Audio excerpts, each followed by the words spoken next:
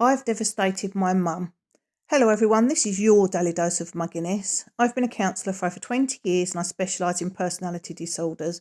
I'll be pointing out red flags and speculating on what personality disorder the OP might be dealing with. Dear Agnes, my first name is the street my mum grew up on. My middle name is where I was conceived and my last name is a noun. It feels like a Mad Lib. I've never felt any strong way towards my name other than wishing I had a girlier name when I was a kid.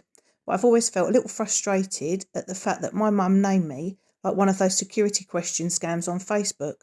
My siblings are all named a bit more normally. My sister is pregnant and didn't want a baby shower, so we had a nice dinner for her 3 days ago.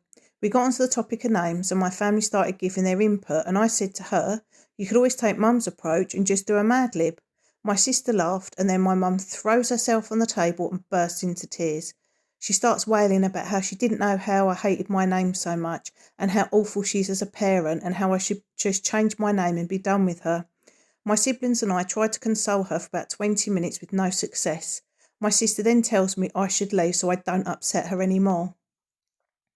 My boyfriend of 3 years was fuming with me the whole way home, saying that I know that would upset her and I put him in an awkward spot. He's been irritated with me ever since. My sister, who I've always had a rocky relationship with, also says I did it on purpose to upset her and that I ruined her dinner because I was jealous of her having a baby. I'm not, and my other siblings have stayed mostly out of it, but have told me to apologise to our mum, which I did. I called my mum and told her how sorry I was and that I really did like my name, but she says that I don't need to lie and spare an old woman's feelings and that she should be apologising to me for saddling with me with such a burden. I tried some more to comfort her, but she just kept wallowing. Ever since then, she's been making multiple Facebooks every day about how she's a bad mum and grateful that her children still love her despite all of her failures. My family started reaching out to see if everything is okay. I didn't mean to say it maliciously. I genuinely harbour no ill feelings towards my mum.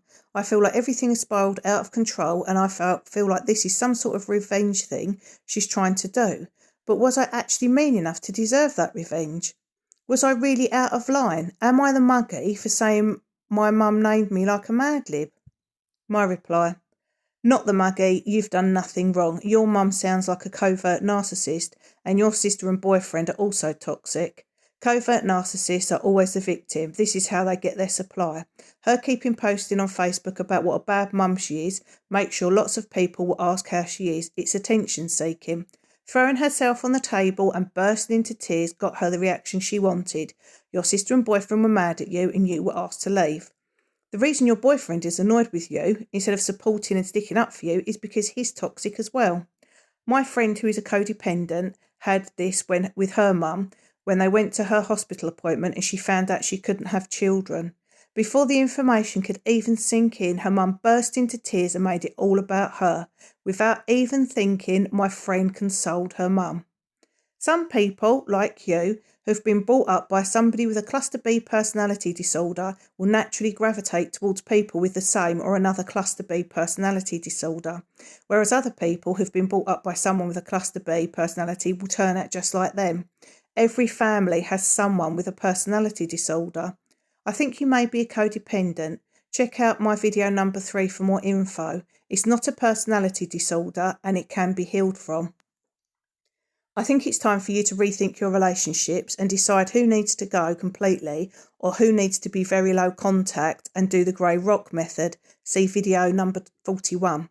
If you think you might be a codependent but can't afford counselling, I suggest a book by Peter Walker called PTSD, From Surviving to Thriving. Even if you haven't got PTSD, it's good for explaining what a codependent is.